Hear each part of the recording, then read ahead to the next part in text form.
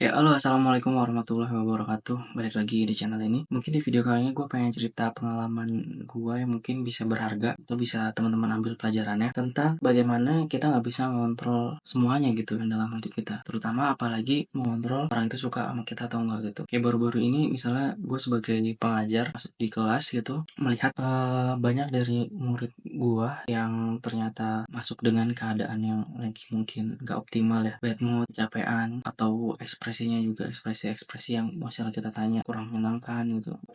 Nah, pada saat gua mendapatkan stimulus itu gitu, mendapatkan fenomena yang seperti itu, mungkin awalnya gua sedih ya, maksudnya gua ngerasa gagal sebagai pendidik ketika nggak bisa ngangkat mood anak-anak menjadi lebih baik gitu. Tapi hari demi hari pas gua pikirin lagi, kayaknya emang nggak bisa gitu. Dan pada akhirnya memang dalam situasi satu kelas, ada mungkin anak-anak yang emang niat untuk belajar, ada yang emang udah capek gitu. Yang niat belajar ya tetap semangat gitu. Yang ada beberapa yang mungkin capek dan nggak bisa semangat belajar itu lebih rendah daripada capeknya, ya akhirnya ya apa adanya gitu. Walaupun gua bikin sistem yang membuat anak-anak ini nggak ketiduran di kelas, tapi pada akhirnya memang ada aja selalu yang tidur gitu. Nah, permasalahannya adalah ketika gue lebih fokus kepada yang nggak semangat atau yang tidur, ngebuat gue ngerasa gagal gitu. Ngerasa gagal kayak apakah gue tidak memberikan materi yang membuat mereka semangat, atau gue nggak memberikan mereka alasan untuk kenapa mereka harus ada di kelas gitu. Itu mungkin jadi satu kegagalan gue yang perlu gue improve gitu. Tapi pada akhirnya kegagalan atau ketidakmaksimalan gue dalam mengajar ini harusnya nggak ngebuat gue sedih gitu, nggak ngebuat gue frustasi gitu,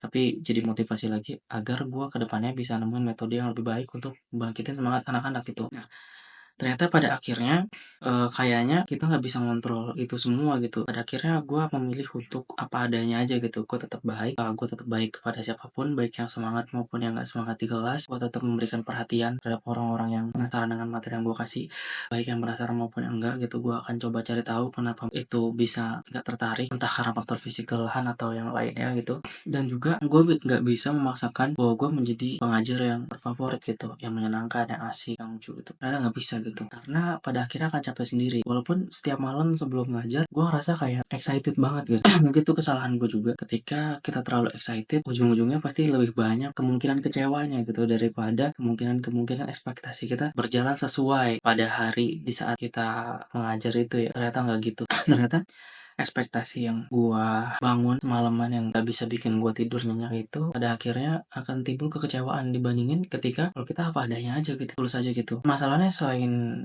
pengen jadi dosen yang asik, sebenarnya lebih ke arah sebagai pengajar yang gak asik gitu, karena ada satu tandeman, ada satu kelas. Nah, satu kelas tadi mungkin permasalahannya adalah membangkitkan mood mahasiswa yang awal masuk gitu, tingkat-tingkat awal, tingkat satu. Gua ada ketakutan ketika gua baik, gua akan disepelekan, tapi ketika nggak baik akan menjadi dosen yang gak asik gitu.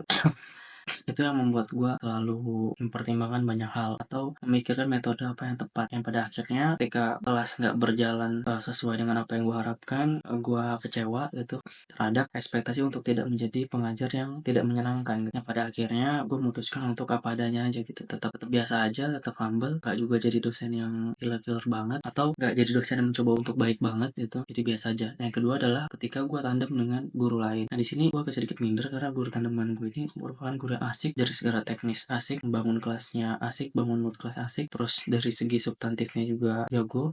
Nah, itu yang buat gue minder dan gue merasa minimal gue harus jadi bare minimum si guru ini gitu, minimal dapat asiknya aja gitu. Nah, ketika ada kelas yang ditandemin sama dia juga, dia nggak masuk minta gantian gue ngerasa ada sesuatu yang kayaknya gue ngerasa bobrok banget gitu, ngerasa nggak optimal atau ngerasa kecewa dengan diri gue sendiri ketika gue nggak bisa jadi sosok itu tuh.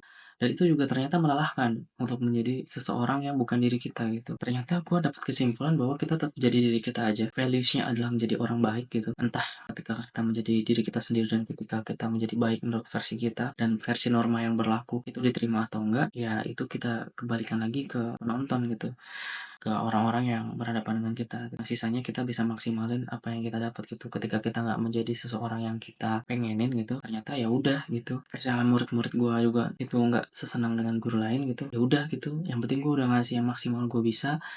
gue udah ngasih ya seluruh yang gue tahu lah gitu di kelas itu. Ternyata itu harusnya cukup gitu, dan gue harusnya cukup puas dengan itu gitu. Cukup puas bukan dalam arti untuk berhenti improve ya, tapi dalam arti gue nggak buat diri gue kecewa gitu, nggak buat diri gue frustasi gitu. Karena ketika gue ada perasaan frustasi atau kecewa di kelas di saat itu, minggu depannya untuk masuk di kelas yang sama itu pasti akan berat banget, akan berat untuk gimana ya, kayak misalnya gue harus jadi apa ya, gue harus ngapain hari ini ya untuk menarik gitu, padahal kayaknya nggak usah, dari jadi diri sendiri aja. Nah, mungkin ini bisa jadi pelajaran teman-teman ketika mendapat situasi yang sama gitu, ketika lu ada di suatu situasi yang sama, ketika lu bingung harus so asik gitu atau lu harus menyenangkan gitu, ternyata enggak gitu. Misalnya lu introvert, ada di suatu komunitas atau lingkup sosial yang harus lu ngomong, ya lu ngomong seadanya aja sebenarnya tanpa harus ngerasa minder ke orang-orang yang aktif banget ngomongnya gitu. Lu bisa tetap jadi diri lu dan tetap baik menurut versi lu dan versi norma yang berlaku. Gue akan coba menjalani itu ya di minggu depan gitu, karena jadinya baru minggu ini, dan setelah gue pikir-pikir itu akan buat diri gue nggak improve gitu daripada mikirin itu, karena mood orang nggak bisa kita atur ya.